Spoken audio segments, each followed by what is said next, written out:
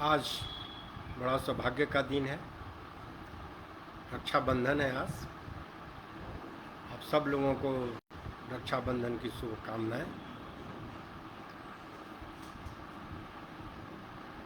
बिहार को रक्षाबंधन की सख्त ज़रूरत है। बिहार को एक ऐसे महान भाई, महान बेटे की ज़रूरत है इस भूमि को, जो इसकी रक्षा कर सके। आज जिस दिन हीन अवस्था में बिहार है, सचमुच इसे कोई भाई, कोई बेटा, कोई पिता जो सचमुच दुर्धर्ष हो, महारथी हो, जिसको इस दुरावस्था से, जलालत की ज़िंदगी से, अपमान की ज़िंदगी से छुटकारा दिला सके, उसकी सख्त ज़रूरत है। मैं कोई महान व्यक्ति नहीं हूँ, लेकिन बिहार की इस दीनहीन स्थिति से सचमुच ही बहुत व्यथित हूँ। मैं कोई राजनेता भी नहीं हूँ, न राजनीति करना चाहता हूँ और न राजनीति में भाग लेना चाहता हूँ। चुनाव से मैं कुछ दूर रहना चाहता हूँ। वैसे भी चुनाव, हमारे प्रजातंत्र का यह चुनाव किसी भी साधारण व्यक्ति की हद से बाहर हो चुका है। मैं किसी भी राजनीतिक दल या संस्था या समूह से संबंधित नहीं हूँ।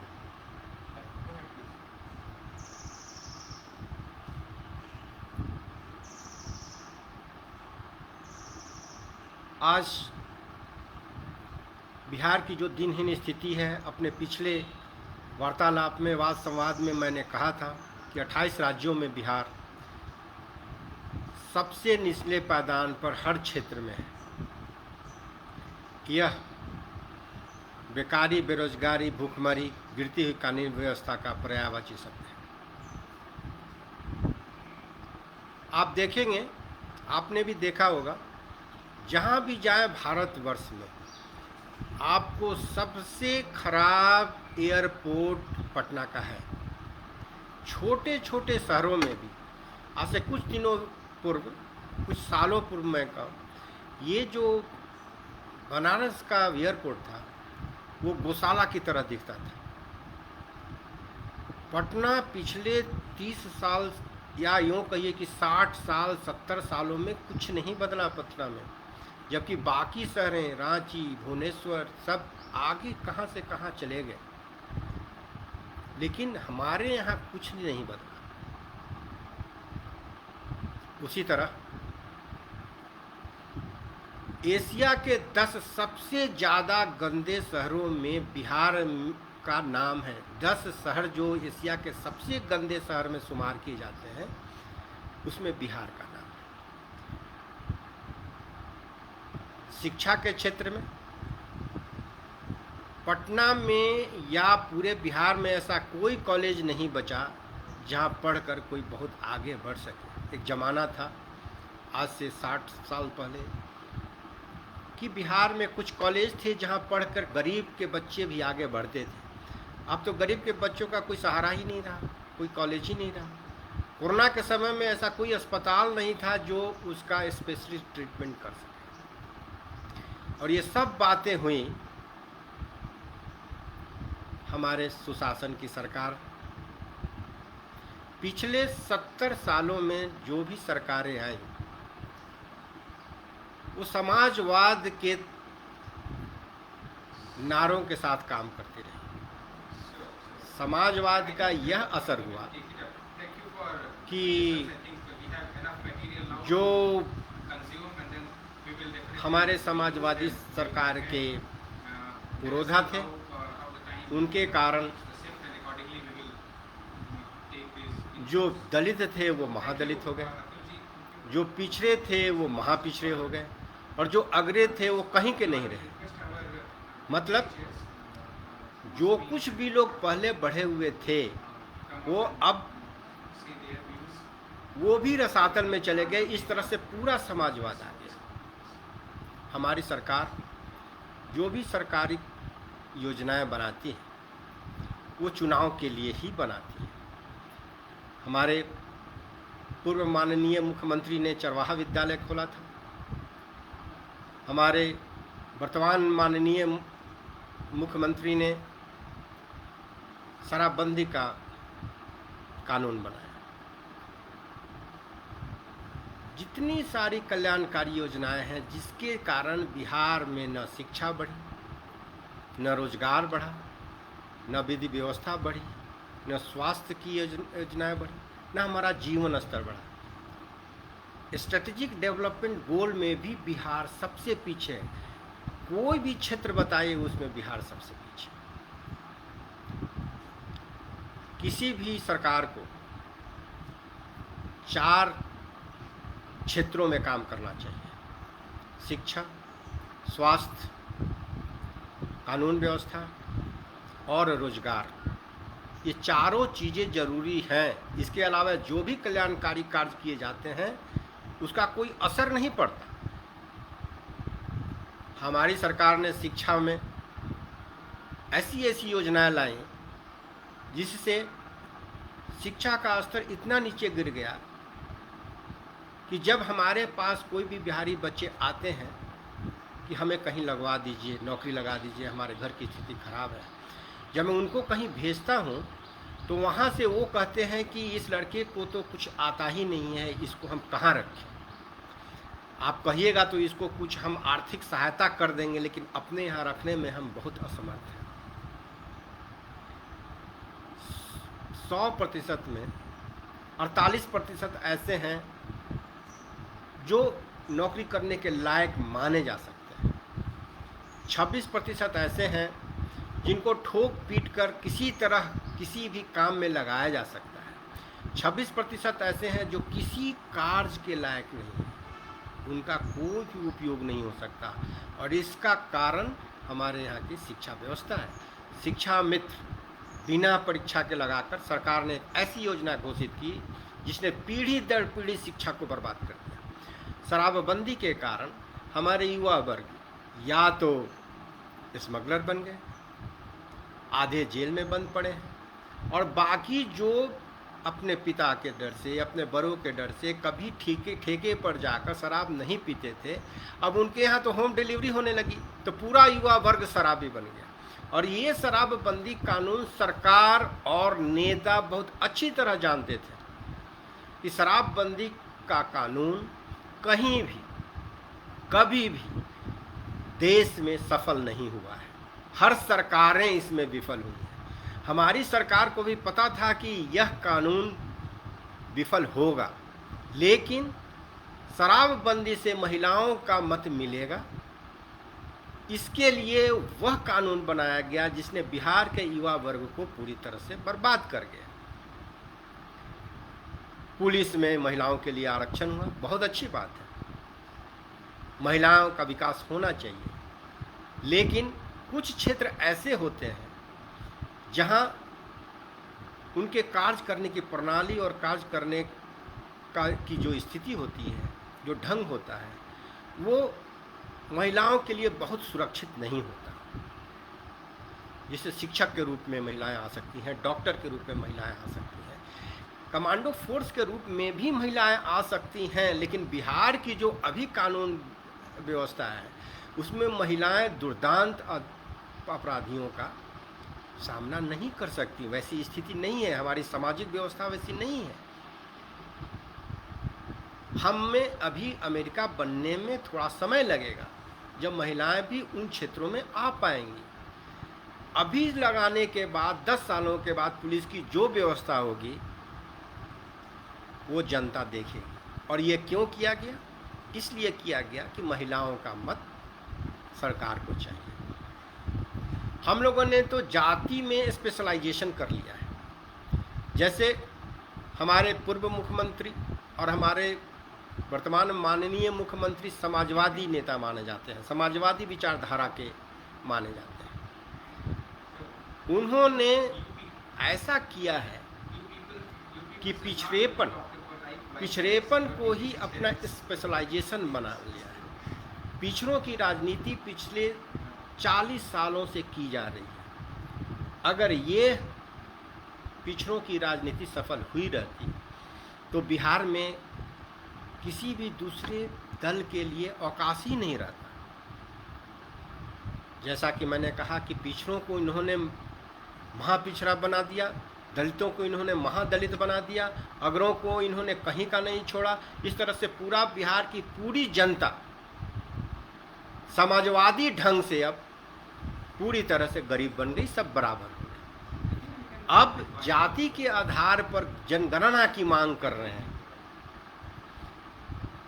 आज तक तो किसी का विकास कर नहीं सके, अब समाज को और खंडित से खंडित करना चाहते हैं। इतना बिहार के समाज को तोड़ दिया गया है कि बिहार अपने आप में एक बेमानी शब्द हो गया है। हर लोग जाति के शराब को इस ढंग से, इस अफीम को पिलाया गया है कि लोग जाति को अपना धर्म बना चुके हैं। हर जातिवादी नेता अपनी जाति का भरपूर शोषण कर रहे हैं। मेरा मानना है कि बिहार में जातिवाद तो है ही नहीं, क्योंकि अगर जातिवाद होता और सब जाति के नेता लोग अपने अपनी जातियों का विकास किए रहते तो आज बिहार की यह स्थिति नहीं हुई रहती। सच्चाई यह है, जो भी जातिवादी नेता हैं अपनी जातियों का बिना विकास किए हुए केवल अपने परिवार के लिए, अपने पीढ़ी दर पीढ़ी के विकास के लिए अपनी जातियों का भरपूर शोषण कर रहे हैं। उस जाति के अपराधी, जातिवादी, परिवारवादी, भ्रष्टाचारी नेता अपनी अपनी जातियों को नेता घोषित करके उस जातियों का इतना शोषण किए हैं कि उनके बच्चों का कोई ठौर ठिकाना नहीं रहा। आप सब जानते हैं बिहार की जो स्थिति है उसमें जो बढ़े हुए लोग हैं उनको ज़रूरत नहीं है बिहार में बदलाव की। वो तो साधन संपन्न, उनको तो सब कुछ मिल रहा है। एक छुटभइये राजनेता ने अभी हाल फिलहाल 1 महीना पहले मुझसे वार्तालाप में कहा था कि बिहार के जो भी सीटें हैं, बिहार विधानसभा की जो भी सीटें हैं उसमें 70% सीट तो उन परिवारों को जाता है जो पीढ़ी दर पीढ़ी राजनीति में हैं और उन्होंने इतना पैसा और प्रभाव कमा लिया है कि 70% प्रजातंत्र में चुनाव के लिए विधानसभा की सीटें उन्हीं को मिलती हैं। बाकी करीब 20% सीटें तो सुरक्षित हैं। उसके बाद जो सीटें बचती हैं 10% के आसपास, उसमें बिहार के 3 करोड़ लोग प्रयास कर रहे हैं। प्रजातंत्र की ये स्थिति है कि जिसके पास पैसा होगा, जिसके पास जाति का समीकरण होगा, उसी को हम जिताते हैं। कितने दुर्भाग्य की बात है कि हम अपना हित देखे बिना उन लोगों को जिता रहे हैं, उन लोगों को टिकट दे रहे हैं जो अपने परिवार से आगे सोचते नहीं। तो जो लोग समाज में बढ़े हुए हैं वो बिहार में बदलाव नहीं चाहते। बिहार में बदलाव वही चाहेगा जो कि दलित, पीड़ित और दीनहीन, साधनहीन, गरीब और पीढ़ियों से,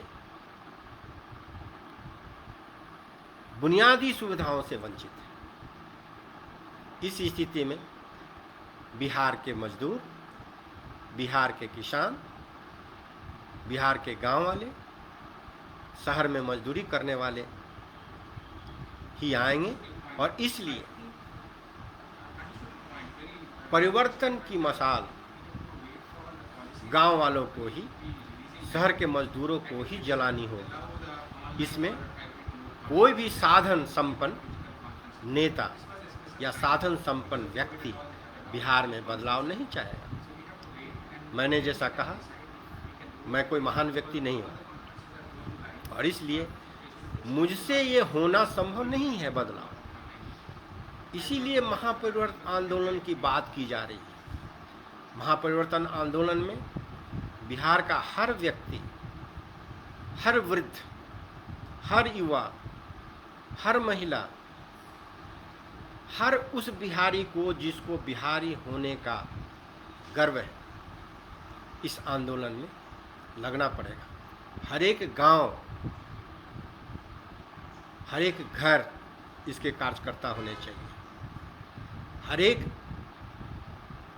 जगह इस महापरिवर्तन आंदोलन का एक कार्यालय बनना चाहिए। हम बिहार को जिस दिनहीन अवस्था में देख रहे हैं, उस अवस्था से उबारने के लिए आप में और हम में आग जलाने की ज़रूरत है। जैसे दुष्यंत कुमार जी ने कहा था, हो कहीं भी आग लेकिन आग होनी चाहिए। आज आग पूरी तरह से बुझी हुई है। मैं इसी आंदोलन की बात को लेकर, इसी मसाल को लेकर पिछले करीब 6 महीने से कई जिलों में भ्रमण कर रहा हूँ। कैमूर, रोहतास, बक्सर, आरा, औरंगाबाद, अरवल, जहानाबाद, गया, नवादा, छपरा, हाजीपुर, मुजफ्फरपुर जैसे जिलों में मैं सभी प्रखंड मुख्यालयों, अधिक से अधिक प्रखंड मुख्यालयों का भ्रमण कर चुका हूँ इसी मसाल को लेकर। इसमें दो मत नहीं है कि हमारे बिहारी भाइयों ने, जिनको पता चला, उन्होंने वैचारिक समर्थन दिया। वो लोग चाहते हैं कि यह आंदोलन सफल हो, लेकिन साधनहीनता का यह आलम है कि लोग बोलते हैं कि जहां आप बुलाएंगे वहां आने के लिए भी तो पैसे की ज़रूरत है। हमारे प्रजातंत्र की ये स्थिति है कि हमारे लोगों के पास अपने विचार को रखने के लिए, उस जगह पर आने के लिए भी पैसे नहीं।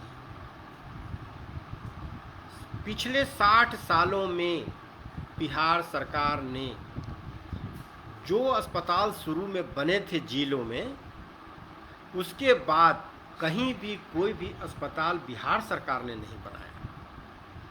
स्वास्थ्य किसी भी सरकार का मूलभूत कर्तव्य है। उसी तरह कानून व्यवस्था की क्या हालत है वो तो आप जानते हैं, क्योंकि भारत के सभी शहरों से कोई भी पूंजीपति बिहार में नहीं आना चाहता।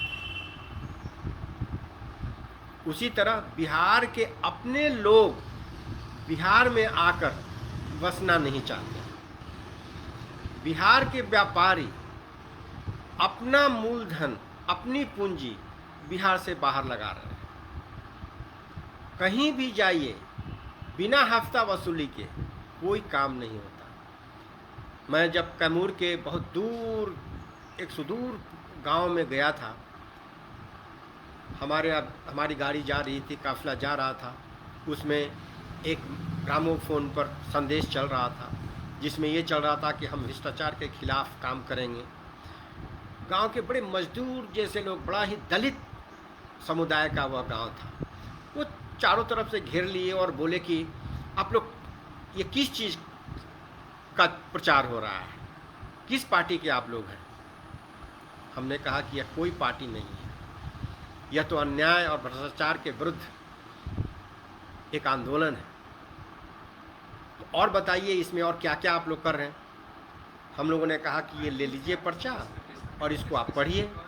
उन्होंने कहा सर हमें पढ़ना नहीं आता है, तो ऐसे ही बता दीजिए हमको कि इसमें आप लोग क्या कर रहे हैं। जब कहा गया कि अन्याय और भ्रष्टाचार के विरुद्ध यह लड़ाई है, बिहार को बदलने की लड़ाई है, उन्होंने कहा कि सर जहाँ भी जाते हैं बिना पैसा के काम नहीं होता है। हम लोग तो और गरीब हैं, अगर कहते हैं कि हमारे पास पैसा नहीं है, आप हमारा क्यों काम नहीं करेंगे, तो वो कहते हैं कि सरकारी काम में बाधा डालने के आरोप में तुमको जेल में बंद कर दूंगा, या तो यहाँ पैसा रखो नहीं तो भागो, हमारे पास कोई उपाय नहीं है। अगर आप लोग कुछ करेंगे तो आप जहाँ भी बुलाएंगे, जैसे भी आना होगा, हम लोग आएंगे और आपके आंदोलन में भाग लेंगे। सुदूर प्रांतों में भी यह स्थिति है। गरीब लोग, दलित लोग, महादलित लोग, जिनका काम, जो खुद ही बहुत हर सुविधाओं से वंचित है, उनका काम बिना पैसे के नहीं है। इस बिहार में कानून व्यवस्था की क्या स्थिति है? रोजगार, सब कल कारखाने चौपट हो गए। सरकार के पास कोई भी रिक्तियां नहीं है, और अगर रिक्तियां हैं तो सरकार को उसको भरने की क्षमता नहीं है, क्योंकि उसको कहां से पैसे देंगे। सारे पैसे तो सरकार कल्याणकारी तथा कथित कल्याणकारी योजना में लगा रही है, जिससे उसको मत मिल सके। सरकार का सबसे बड़ा मुद्दा है कैसे चुनाव जीतना। चुनाव जीतना ही उनका सबसे बड़ा कर्तव्य हो गया है, उनका सबसे बड़ा उद्देश्य हो गया है, उनका सबसे बड़ा लक्ष्य हो गया है। इसके सिवा जनता कहाँ जा रही है, बिहार का व्यापार कहाँ जा रहा है, बिहार के उद्योग कहाँ जा रहे हैं। बिहार में भ्रष्टाचार का आलम बढ़ा हुआ है। भ्रष्टाचार कोर्ट में इतने सारे केस लंबित हैं, जिनको खत्म होने में कम से कम 50 साल लगेंगे। सरकार को यह जानना चाहिए कि अब गरीब लोग कोर्ट्स में नहीं जाना चाहते, और कोई भी अपराध, कोई भी अन्याय, कोई भी उनके साथ जो दिक्कतें आती हैं उसको बर्दाश्त कर लेते हैं, लेकिन कोर्ट नहीं जाना चाहते हैं, क्योंकि उनके पास पैसा नहीं है। अगर पैसा खर्च करें भी तो इतना ही लंबी लाइन है जो कभी खत्म नहीं होगी। इस स्थिति में बदलाव के लिए, इस भयावह स्थिति में बदलाव के लिए आप सब लोगों को सामने आना जरूरी है। कहा जाता है कि 5% गंदे लोग 95% अच्छे लोगों पर राज करते हैं, इसलिए कि 95% अच्छे लोग मुंह अपना बंद रखते हैं, और उन 95% जब वो बच्चे थे या बच्चे हैं, उनको सिखाया जाता है कि अच्छे लोगों को लड़ाई झगड़े में या किसी वाद विवाद में नहीं पड़ना चाहिए। इसीलिए हम जितने सारे अच्छे बिहार के लोग हैं, 95% मुंह बंद करके, मूक दर्शक होकर के, जितने अपराधी वर्ग हैं, जितने भ्रष्टाचारी लोग हैं, उनके अत्याचारों को सह रहे हैं, रोध होकर सह रहे हैं। जो लोग 5% लोग हैं, वो लोग संगठित होकर अपने कुत्सित इरादों को सफल बनाने में इसलिए कामयाब हो रहे हैं कि 95% लोग कायरता का चोला पहने हुए हैं। उन्होंने विरोध करना सीखा ही नहीं, और इसलिए बिहार की ऐसी स्थिति है। हम इन 95% बिहारी भाइयों को, इस मातृभूमि के सपूतों को एक आह्वान, एक पुकार देना चाहता हूं कि आप आगे आइए और इस जलालत की जिंदगी से, इस जंजीर से, इस अपमान की अवस्था से बिहार को बाहर निकालिए। बिहार की मातृभूमि बिलख रही है, बड़ी बेसब्री से आपका इंतजार कर रही है। यह दिव्य भूमि जिसका ऐतिहासिक गौरवशाली अतीत रहा है, इसको उस अतीत, गौरवशाली अतीत को पुनः, उस मर्यादा को पुनः दिलाने का कर्तव्य, काम आपका है, हमारा है। और इसीलिए हम इस महापरिवर्तन आंदोलन की शुरुआत कर रहे हैं। महापरिवर्तन आंदोलन आपका है, बिहार का है, आपके बच्चों का भविष्य है, आपका भविष्य है, यह पूरी तरह से निस्वार्थ भावना से की जा रही है। जो कोई भी निस्वार्थ भावना से काम कर रहा हो, बिहार में बदलाव लाना चाहता हो, सामाजिक, आर्थिक और राजनीतिक, आप अपने अपने घरों से निकलकर इस आंदोलन में भाग लें, ताकि हम बिहार में बदलाव ला सकें। इस चीज़ के लिए जरूरी है कि हम हर गांव में, गांव के बड़े बूढ़ों के साथ, सम्मानित व्यक्तियों के साथ एक ग्राम समिति बनाएं, फिर प्रखंड में एक प्रखंड समिति बनाएं, फिर जिला में एक जिला समिति बनाएं। लेकिन ये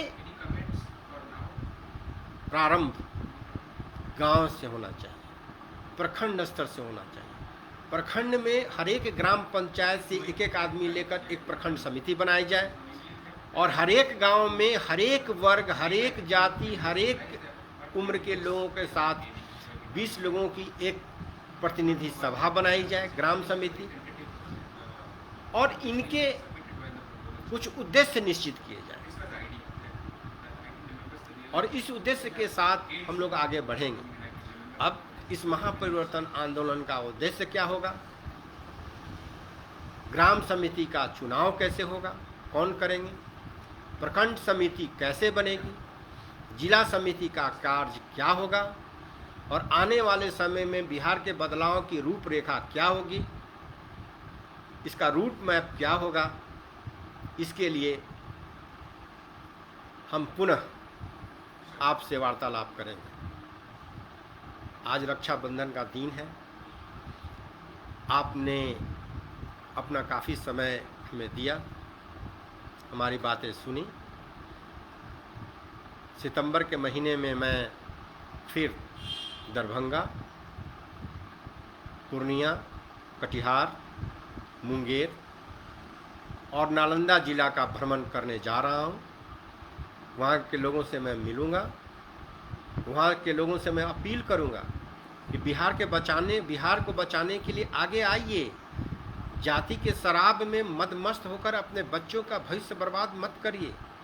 बिहार का भविष्य बर्बाद ऑलरेडी हो चुका है, अब कुछ बचा नहीं है, अब केवल कंकाल बचा है। अब इस कंकाल को भी भस्म होने से रोकिए, नहीं तो कुछ बचेगा नहीं, और आपके बच्चे, हमारे बच्चे ऐसे ही बिलखेंगे, और इसका पूरा उत्तरदायित्व आप पर होगा। क्योंकि समय रहते चेताने पर भी आपने चेता नहीं, अपनी आंखें नहीं खोली। इसलिए बिहार के भाइयों, समय आ गया है, जागिए, इस नींद से जागिए।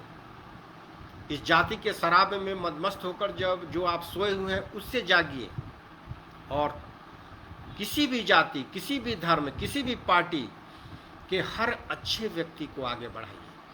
आज बिहार की राजनीति में कोई भी अच्छा व्यक्ति इसलिए नहीं आता क्योंकि वह जानता है कि यह दलदल है, यह गंदी राजनीति है, और इसमें कोई नहीं आना चाहता। हम एक ऐसा वातावरण बनाएं जिसमें शिक्षा का, राजनीति का, अर्थव्यवस्था की, साहित्य का, इसका विकास हो, और बिहार फिर से अपनी गरिमा को प्राप्त कर सके।